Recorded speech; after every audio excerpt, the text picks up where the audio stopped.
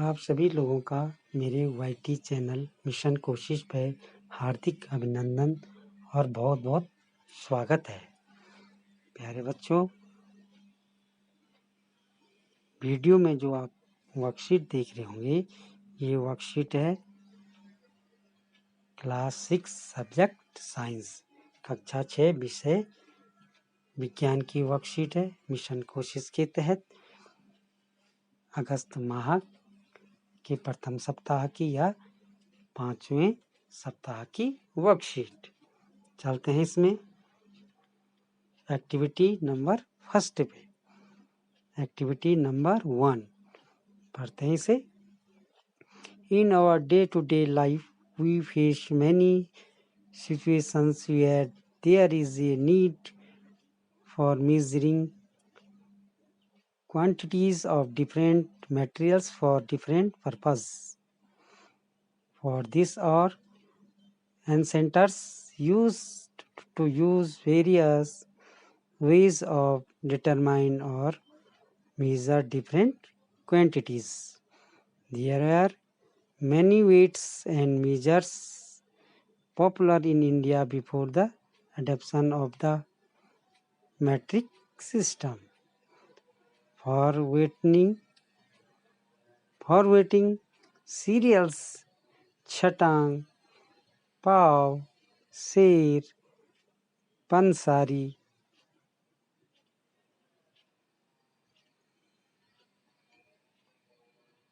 panseri and man were used frequently. For measuring land, anguli, girah, हाथ, बीसा, गज and bigha extra were used. हमारे दैनिक जीवन में हम कई परिस्थितियों का सामना करते हैं जहां विभिन्न उद्देश्यों के लिए विभिन्न सामग्रियों की मात्रा को मापने की आवश्यकता होती है। इसके लिए हमारे पूर्वज विभिन्न मात्राओं को निर्धारित करने या नापने के लिए विभिन्न तरीकों का इस्तेमाल करते थे। मीट्रिक प्रणाली को अपनाने से पहले भारत में कई बाट और माप लोकप्रिय थे। तौल के लिए अक्सर छटांग, पाव, सेर, पंसेरी और मन का इस्तेमाल किया जाता था। भूमि को नापने के लिए उंगली, गिरह, हाथ, बीसा, गज और बीघा आदि का प्रयोग किया जाता था। प्यारे बच्चों, ये हमारे पूर्वजों के ज़माने के क्या हैं? नापने, तोलने, वजन करने की क्या थे? उपकरण या साधन थे।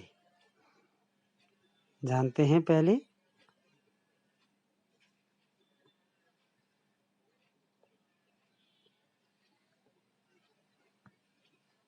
कि वेट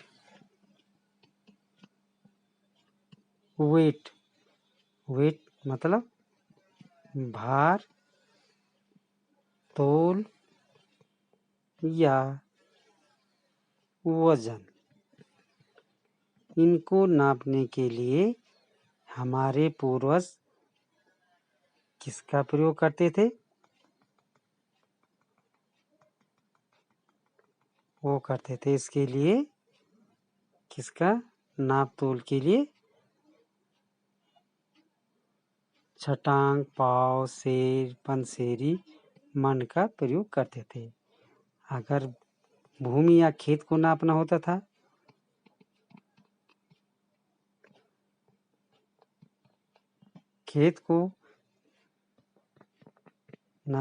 था या मापन होता था तो उसके लिए कौन सी साधन थे उस टाइम पे या इकाई थी? वो थी हमारे पास उंगली, गिरह, हाथ, बीसा, गज और आज भी गज और बीघा का प्रयोग होता है भूमि को या खेत को या लैंड को मेजर्ड करने के लिए आज भी इसका प्रयोग होता है। ये पुराने ज़माने के हमारे क्या थे, भार या जिसको हम वजन कह सकते हैं उसकी इकाई और नापने या मापन की इकाई। तो प्यारे बच्चों, अब आप लोगों ने क्या करना है, यहाँ से complete the table by filling appropriate words.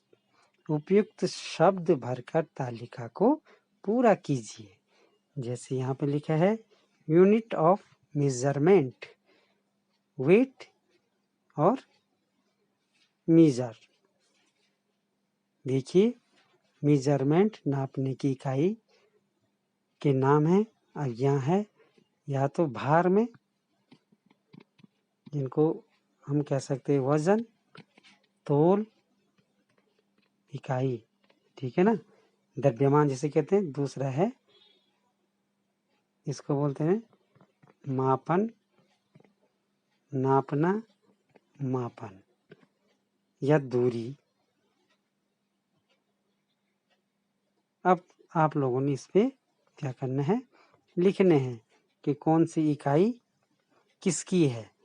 छटांग है तो यहाँ पे लिखा है छटांग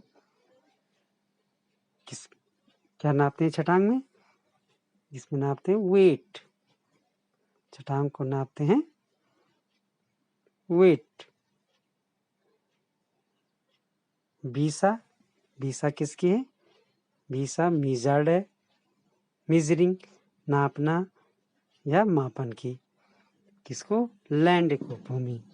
तो बीसा की है, मेजर किया जाता है, नापा जाता है खेत को। अगला देखेंगे आप, शेर।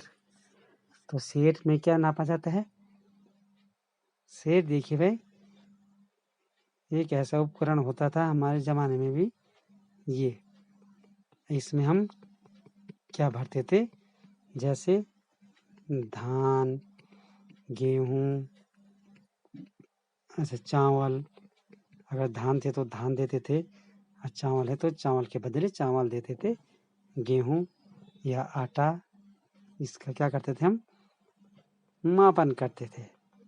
तो शेर किसकी इकाई है, भार की है या नापने की है।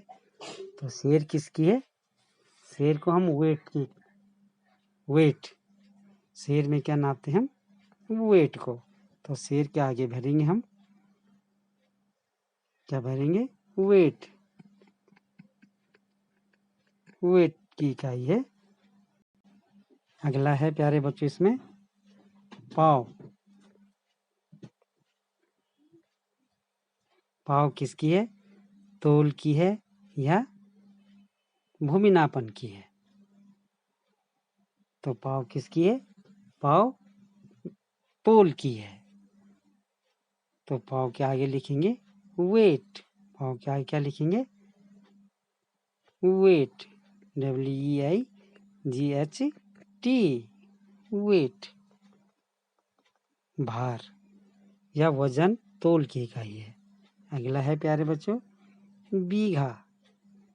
बीघा क्या नापते हैं, मापते हैं लैंड को। तो ये किसकी है, नापने या मापन की, नापने की इकाई है। कौन, बीघा। तो बीघा के आगे लिखेंगे प्यारे बच्चों MEASURE, मीजर, नाप की इकाई है ये। कौन, बीघा। आगे देखिए मन। मन किसकी इकाई है, मन को क्या नापते थे या तोलते थे मणों में, तो वेट किया जाता था। WEIGHT, वेट, तोल किया जाता था इसमें, तोल या वजन, किसमें, मण में। 1 मन 2 मन, पहले धान गेहूं को इसी मण में, ये मण के हिसाब से लेन देन होता था। उसके बाद अगला दोण। दोण भी भाई वेट की इकाई है।